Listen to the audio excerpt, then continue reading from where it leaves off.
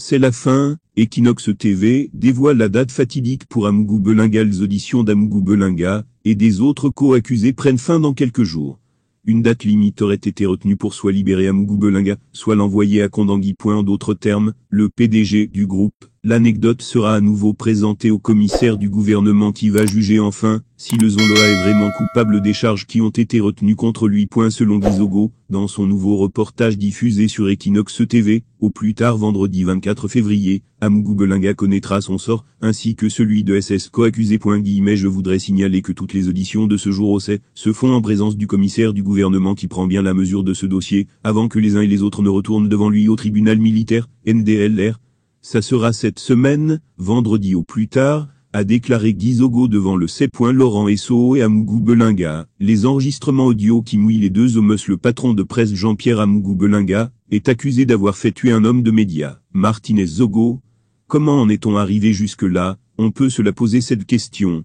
Le PDG de Vision 4 se trouve au secrétariat d'État à la Défense, c'est où il est auditionné conformément à la loi en vigueur. Depuis des années maintenant, Jean-Pierre Amougou Belinga profite de ses relations privilégiées avec des hommes hautement placés dans l'entourage du chef de l'État Paul Biya, qui lui file des coups de main au besoin. Des révélations incroyables, faites par Jeune Afrique, prouvent clairement que le Zonloa des Zonloa bénéficie d'un soutien inconditionnel, ce qui lui permet de prospérer dans les affaires et de renforcer sa légende de milliardaire. Il s'appuie beaucoup sur le ministre de la Justice Laurent Esso, fidèle d'entre les fidèles du chef de l'État Paul Biya. Il est le véritable créateur de Jean-Pierre Amougou Belinga au sein du système.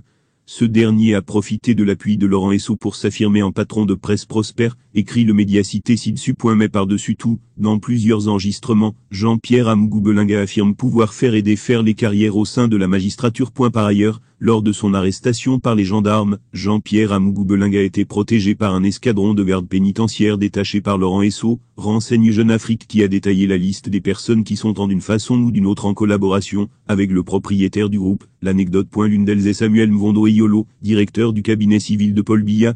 Le journal sait aussi qu'il est un proche collaborateur du président et soutien précieux. Le 15 janvier 2022, dit-il, lorsque Jean-Pierre Amougou Belinga est refoulé de l'aéroport de Yaoundé-Nsimalan, d'où il souhaitait s'envoler pour la France, c'est Samuel Mvondo Eyolo qui obtient de Paul Biya la levée de l'interdiction de sortie du territoire.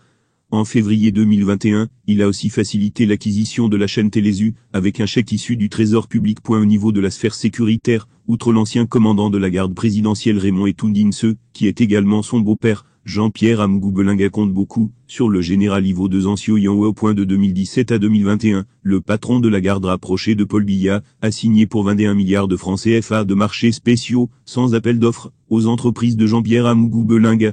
Ce recours à ce prestataire quasi exclusif était dénoncé par le défunt journaliste Martinez Zogo comme alimentant un soupçon de corruption, informe Jeune Afrique.